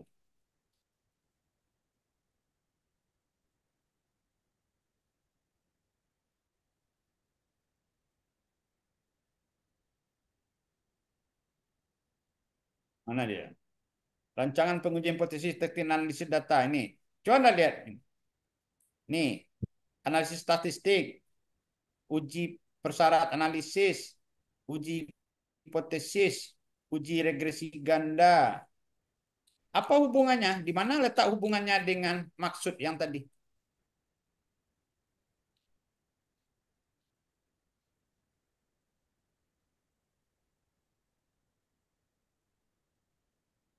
Nih, nah, untuk mengetahui pengaruh profesional guru, yang mana yang dipakai analisisnya?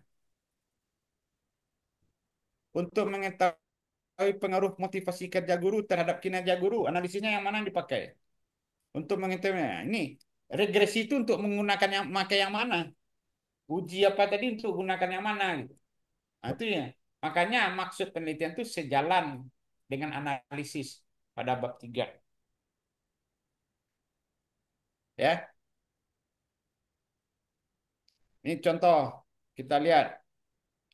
Tadi kita bahas tentang literatur. Nah, ini. Ini tidak lengkap ini.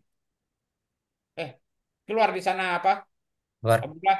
Ya, muncul, Prof. Nah, ini apa buku atau artikel? Mana siapa? Siapa namanya nih? Noveli. Hadir, Prof. Nah, nomor Itu 2 buku. ini. Nomor 2. Ini buku atau artikel? Harus utuh menulisnya. Ya. Tidak. Ya, Prof. Nih, ada DOI-nya, buat DOI-nya. Kalau enggak, alamat apa supaya gampang orang berikut. Kalau orang tertarik dengan sumber ini, orang gampang melacaknya gitu. Siap, Prof. Begitu juga di dalam apa tadi?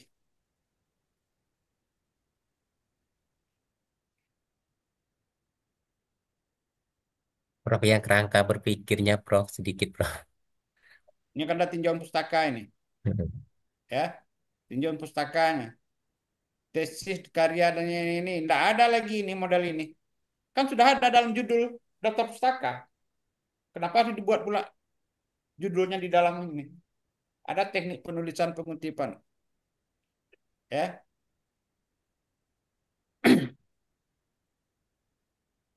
Coba pedoman ini apa?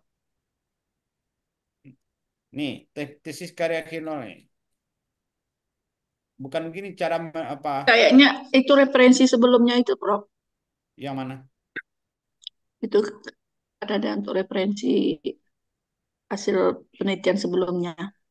Bukan gitu ya. Walaupun ada referensi sebelumnya, bukan ditulis judul penelitian di dalamnya. Di dalam tinjauan pustaka itu kan sudah ada judulnya di sumber, kan sudah ada di dalam daftar pustaka. Oh, oke. Siap. Ini Terima ini kasih, Jadi Prof. yang ini tepatnya seperti tinjauan, apa sebaiknya, Prof? Hah? Saya karena Tinjauan juga ada pustaka hasil. itu kan isinya penelitian-penelitian sebelumnya yang relevan. Kan tidak relevan tuh apa gue masukkan ke dalam daftar pustaka. Ya, Jadi tinggal hasil, kan ini penulisnya siapa nih? Danik kan? Danik. Hasil penelitian Danik Oh, gitu ya, menunjukkan Prof. bahwa terdapat pengaruh positif yang signifikan Hmm. supervisi terhadap ini. Nah, dalam kurung atau apa hasil penelitian Danik dalam kurung tahun ini ya ada dalam daftar pustaka. Tidak perlu di daftar pustaka sudah ada judulnya. Coba saya lihat ini. Saya cari ini.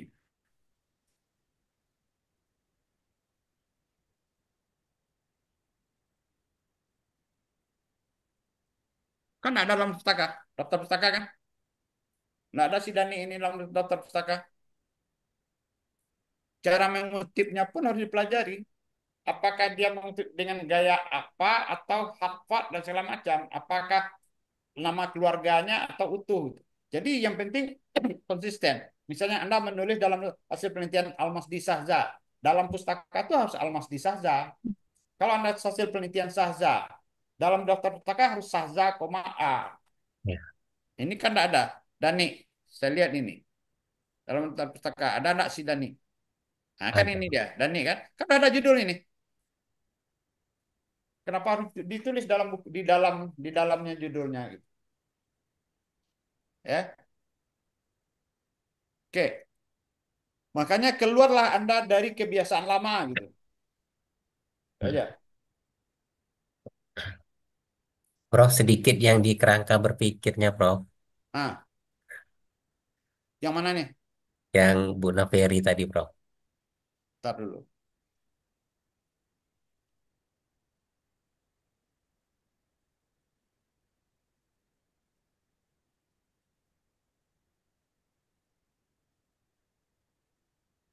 Nggak ada kerangka pemikiran? Nah, Nggak ada. Belum lengkap ini. Nah, kalau ini mohon maaf, ini yang model ini kan kebiasaan lama nih. Penelitian yang relevan. Kan gitu kan? betul. Yang tinjauan teoritisnya itu mana? Itu dia. Hmm. Coba kita lihat. Indah. Indah yang mana Indah? Saya, Nah, Prof. ini. Pengaruh manajemen perpustakaan terhadap tingkat literasi siswa. Ya, manajemen perpustakaan. Ah, ini satu Indah. Manajemen perpustakaan, literasi. Manajemen perpustakaan itu berapa komponennya? Literasi siswa, targetnya apa seperti ini nanti? Ada populasi sampel? Ada di bawah, Prof. Iya, siapa sampelnya? Untuk literasi siswa itu sampelnya siswa, Prof. Siswa. Manajemennya berapa? Manajemennya itu nanti yang diambil sebagai sampelnya adalah ada staf perpustakaannya, ada guru, ada siswa, Prof. Bagaimana Anda mengaitkannya pengaruhnya itu? Karena kalau manajemennya bagus, uh, PPJ itu, PPJ, Eh, PJ. Gimana? uh, saya mengaitkannya seperti ini, Prof. Manajemen perpustakaan yang bagus itu akan meningkatkan tingkat literasi siswa. Tingkat literasi siswa ini juga dipengaruhi oleh tingkat literasi guru, sehingga guru itu juga saya jadikan sebagai sampel, Prof. Dia mengaitkannya manajemennya berapa? Keputusan manajemen kan cuma satu, ya kan? Sementara siswa dan apanya sampelnya banyak dan guru.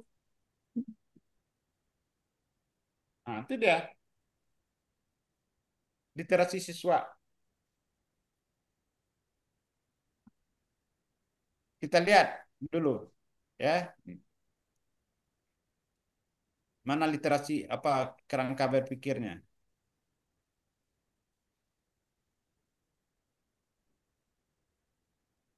Nah, ini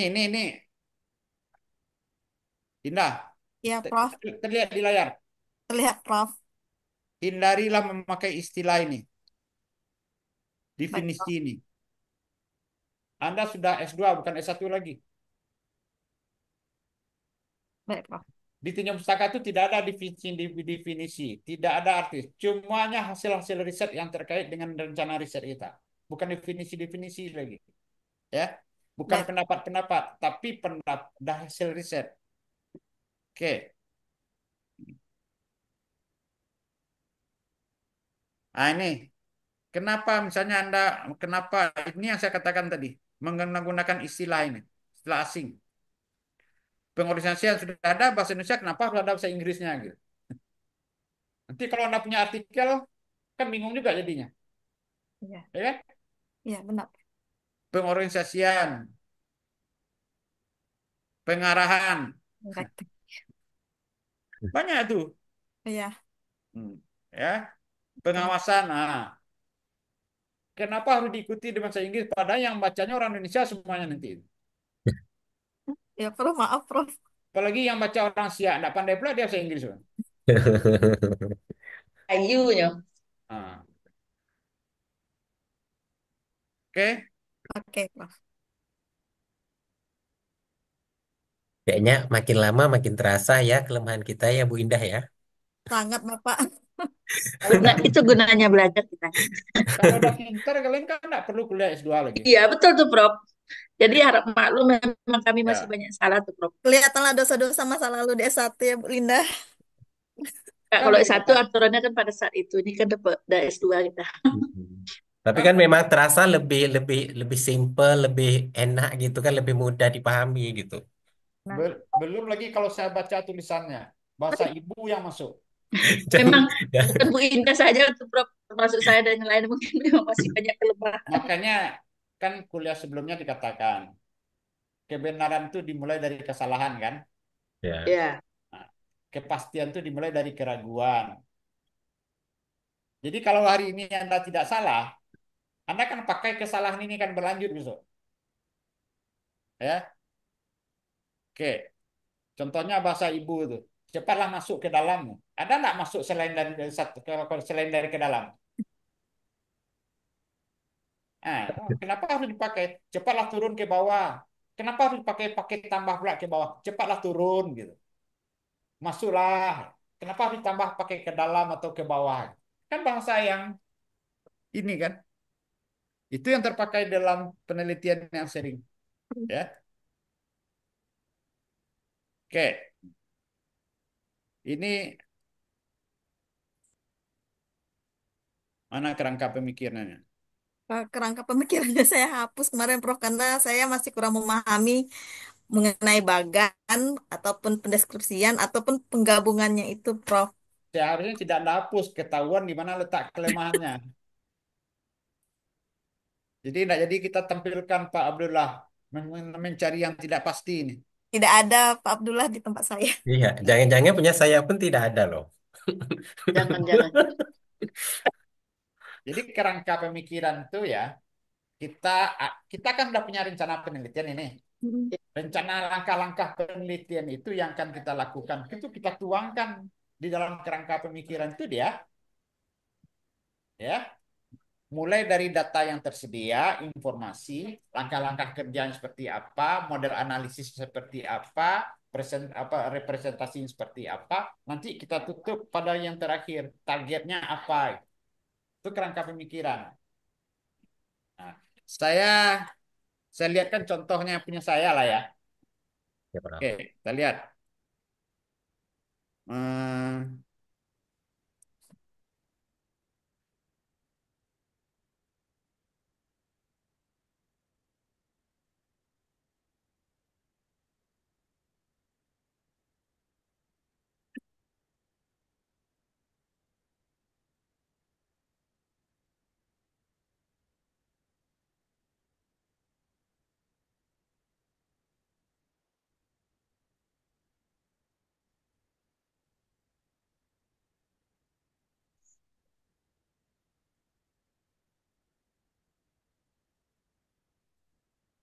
Pak Abdullah.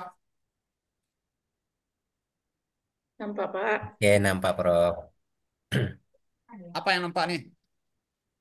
Bagan. Rangka Ini nampak pendekatannya. kan? Ya, Bagan, Prof. Prof. Belum tuh, Prof. Nah, Oke. ini kerangka pikir. Nampak Bu Marlina? Nampak, Prof. Coba baca apa yang paling di atas itu. Identifikasi potensi ekonomi Itu dia. kelapa sawit. Oke, kita ini latar belakang ini. Hmm. Latar belakang ini kita analisis dengan teknik analisis dengan analisis teknik sosial ekonomi. Sudah itu terdapat nanti permasalahan dan pola pengembangannya. Ya, dia ada analisis, kita analisis dengan dua jenis. Ada analisis kualitatif, ada analisis deskriptif. Analisis kualitatif menggunakan SWOT, analisis deskriptif. Nah, nanti alternatif pemecahannya. Nah, peluang pengembangan. Inilah dia. Nah, targetnya ini modal percepatan ekonomi. Itu kerangka pemikiran. Jadi ini tidak perlu pakai apa namanya narasi-narasi, tidak perlu lagi. Orang dah jelas dia. Baca. Oh, dia analisisnya ada dua, analisis deskriptif. Analisis deskriptif pasti itu kabataku, ya minimal. Analisis SWOT itu kualitatif. Nah, sehingga dari kedua analisis itu menemukan alternatif penyelesaiannya. Nah, penyelesaiannya itu apa? Ditemukan peluang, peluang bermitra, sehingga ada peluang pengembangan, sehingga model. Anda lihat ini kan target ini, model percepatan. Anda lihat di atas judulnya. Nih, model ini target. Makanya tujuan penelitian itu tertuangnya di judul. Jadi Anda selama ini di S1 tujuan penelitiannya menganalisis ini, menggunakan ini, menemukan ini kan itu kan. Itu bukan tujuan, itu maksud. Cara mencapai tujuan. Anda lihat nih, ini judul penelitian saya nih. Nih, ya. Ini target. Makanya tadi di kerangka pemikiran tadi,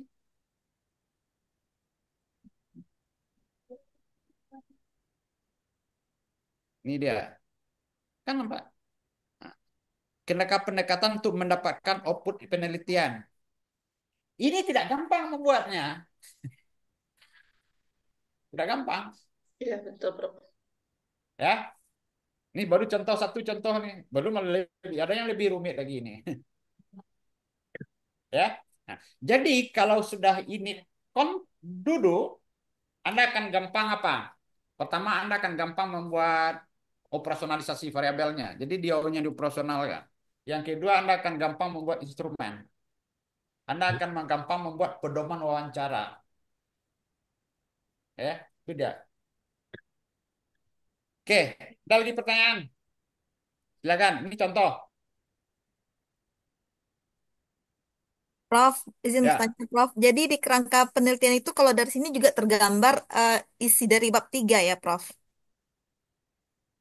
bukan tergambar, tersirat semuanya di sini. Kalau saya di bab tiganya kan terlihat di ini nih, di analisis data kan. Hmm. Iya. Nah, perlu tempat lah, perlu analisisnya. Analisis itu kan berkaitan dengan maksud penelitian.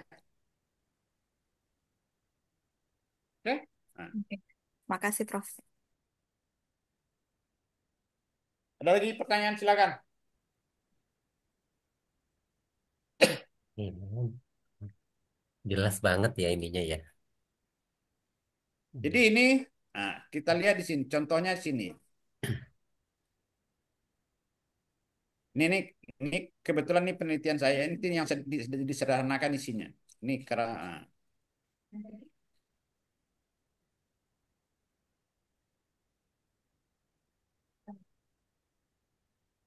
ini saya besarkan.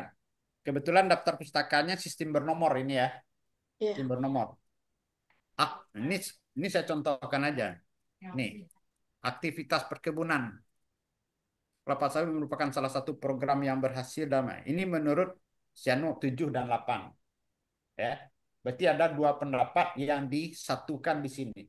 Makanya ya, nah, kita lihat di sini. Nah,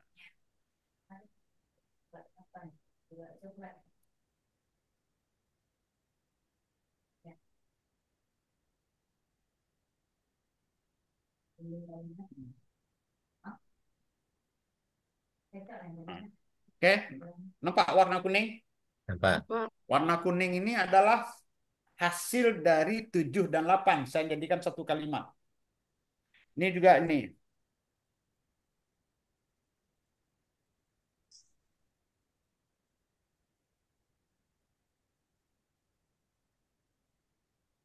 Usaha tani kelapa sawit telah memberikan ini. Menurut 9, 10, 11. 3 sumber literaturnya. Begitu juga yang ini.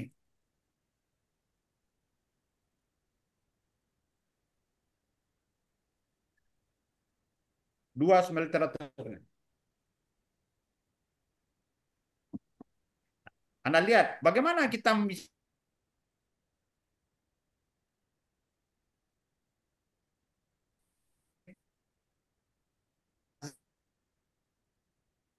dan Smith ini rata-rata ini nomor 6. Kalau kita lihat nomor 6, nih.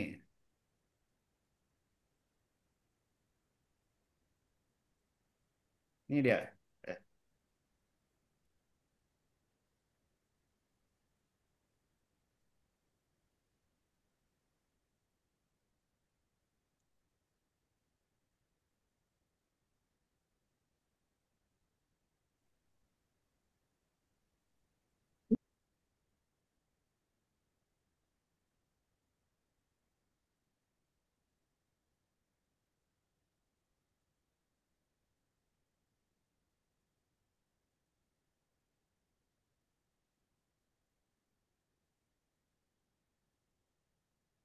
Sinyal Prof.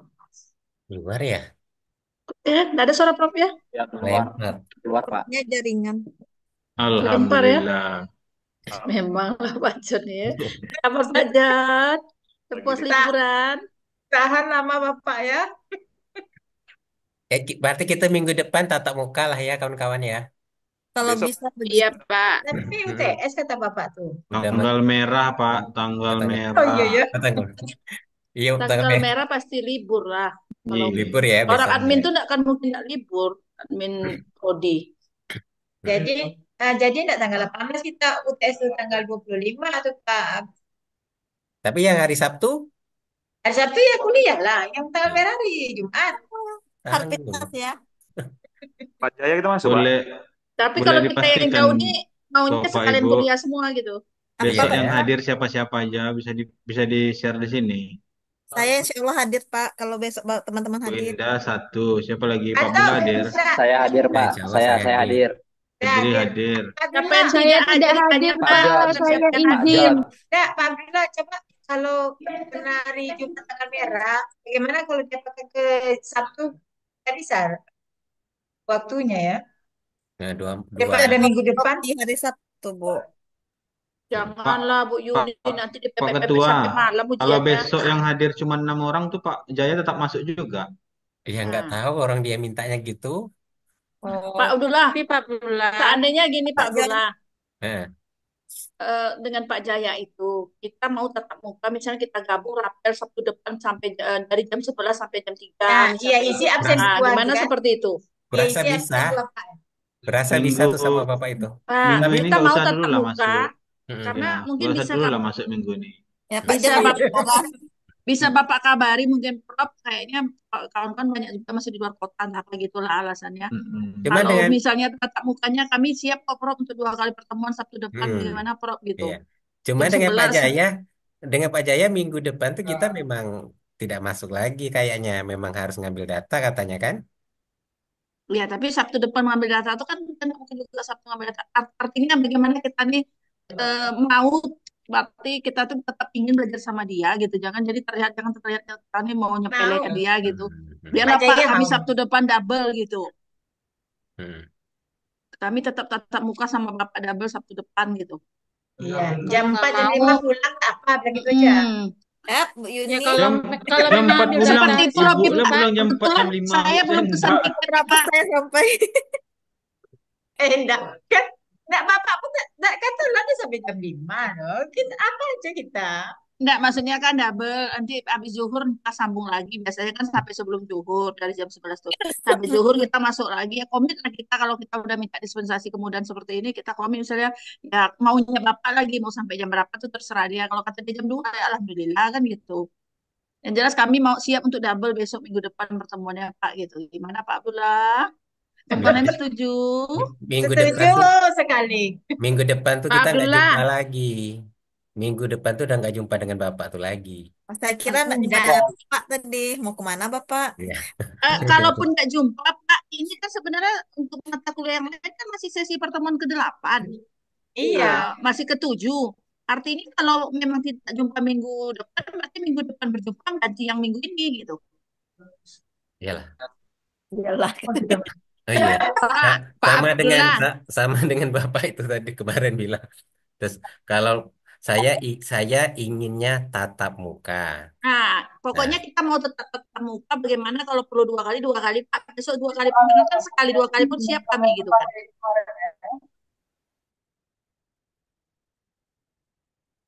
Ada jadwal aja bagus kita yang bisa hadir hadir supaya tidak mengecewakan. Bapak Ibu, Prof sudah masuk sepertinya. Apa lagi kita aja? Lagi mau. Bulan 5 kan, Pak. Ya udah masuk, Bro.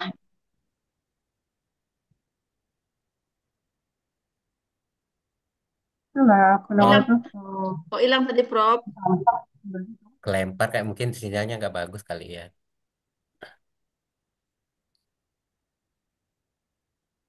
kata Joyo bagus lagi pakai ember-embernya lagi bu katanya. Di sana kan yang ada untuk Yuni itu masih apa yang bertutup-tutup tuh nggak mahal cuma tahan nggak Bu gitu. Samsina, moodkan dulu. Kelempar ya tadi, Prof.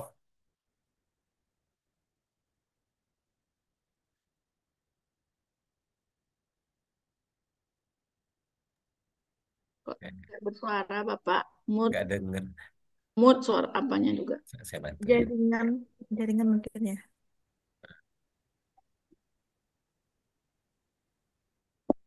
Mohon maaf, Prof. Suara Prof nggak denger, Prof.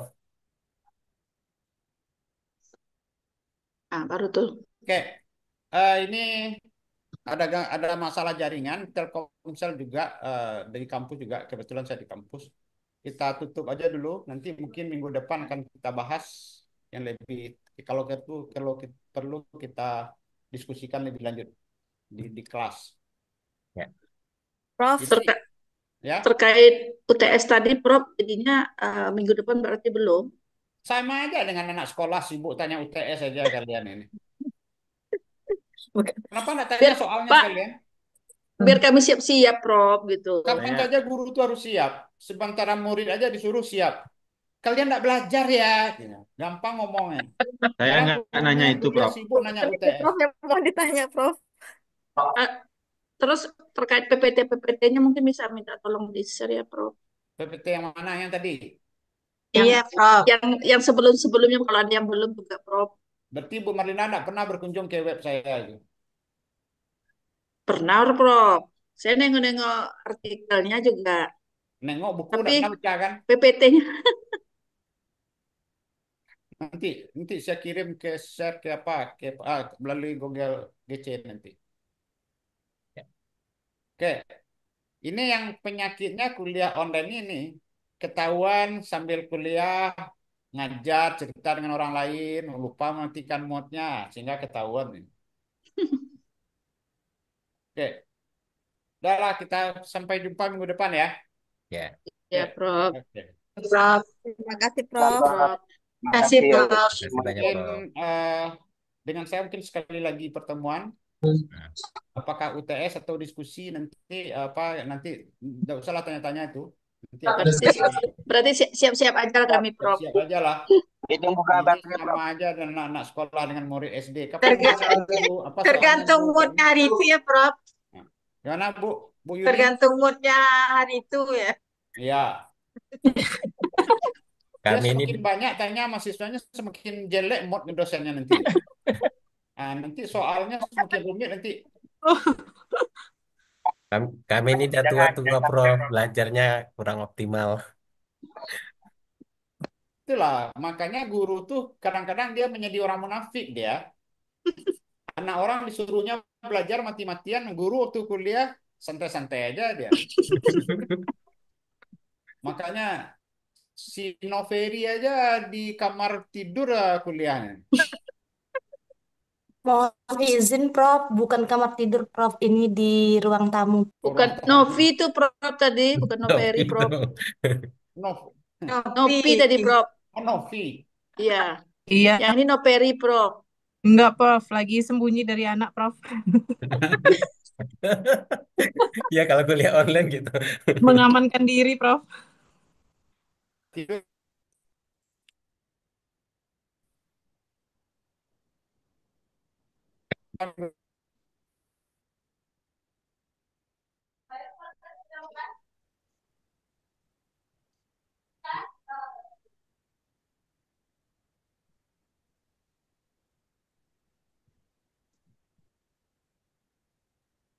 Kasihan ya sinyalnya jelek ya. Bidang lagi suara Prof. Mm-mm.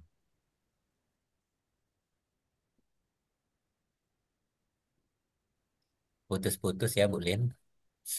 Ya ini sekarang udah hilang tuh, udah putus lagi, udah hilang. Iya, wah, kasihan juga. Ya jadi besok kita siap-siap aja lah. Semoga aja diskusi ya, bukan yang Ya, itu tergantung tuh moodnya baik kan diskusi sama dia kan. Iya, berarti memang harus siap belajar. Pak, PPT yang sebelum-sebelumnya udah dikirim semua atau gimana, Pak? Bapak Fajri Ibu, itu. Fajri, bantulah kami Fajri. Kamu kan suka mengeksplor itunya gitu. Ya, maksudnya gini, kumpulkanlah Enggak di misalnya itunya ini Kak Linda. PPT-nya. Bu Ya, Mm-mm. Linda, Bu Ya, Linda, ada di pertemuan Bapak tuh misalnya pertemuan 5 itu ada PPT-nya tuh. Tapi itu memang tidak semuanya. Pertemuan 5, pertemuan 4 itu dari Nah, classroom tuh. Bu Linda, itu Eh, ya.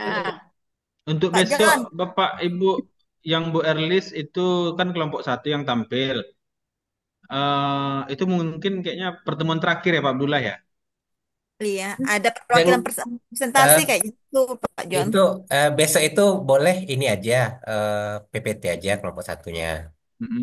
Kelompok satu dua kita ya tampil besok tuh boleh PPT-nya aja gitu. Ya, Minggu depannya tapi baru kita gini Pak, bikin kelompok. itu kan kalau tampil kelompok satu besok itu kan kayaknya nggak lama lah, paling setengah jam kecuali yang Iya. tampil si Fajri Ya, itu nggak kan. lama Pak, materinya nggak banyak tuh. Hmm, kalau si Fajri yang tampil sambil nangis mungkin lama. Oke, saya belum ada eh Bu Yuni udah bikin Bu Yuni. Saya belum bikin loh Pak John. iya nggak bukan gitu Pak, maksudnya itu besok itu kan kalau sama Bu Erlis online, berarti kan kalau cuma kelompok satu Sekali. pendek waktunya tuh Pak. Saya takutnya tiba-tiba nanti lah, Klop. bukannya saya bilang presentasi untuk semua kelompok hari ini semuanya. Nah, Iya. jadi takutnya salah nah, informasi juga gitu kan. kemarin tapi Pak kata John, informasi Pak Abdullah 9 kelompok. Nggak jadi. 9 ya untuk pembuatnya Bu Yuni, Iya, tapi yang tampil kan satu yang tampilnya kelompok. satu, Iya, kelompok berapa? tapi Siapa kan maksudnya ada kelompok satu satu. tuh? tugasnya Pak John. Ya, Besok nama kami itu Bu, udah. kami Oh, besok Bu Bu. Bet. Betul Nah, kata anggap Pak John tuh yang anggap satu cuma dikhawatirkan. selesai setengah jam. Nanti Iya. yang lainnya ngapain gitu. Yang lainnya kita tanyakan tentang artikel Pak John. Iya, tanya secara umum aja lah Pak John. Kita tetap tetap komit perintahnya pura-pura jangan terlalu Berapa? apa. Bu, kami karena satu memang yang baru siap satu Bu, kelompok lain belum kami menyiapkan, Ya, jujur aja akui lah aja. gitu. Karena Betul perintahnya sekali seperti Bu itu, Linda. jadi Nah, kita ini kalau aja gitu kita. tanya siapkan pertanyaan lah kalau kayak gitu. Ya siapkan banyak-banyak pertanyaan aja lah. Pokok habis waktu gitu aja. Atau Nah, pertanyaan ke kelompok satu. kelompok Jangan satu kirimkanlah PPT-nya biar dibaca dan ditanyakan, dikasih jawabannya.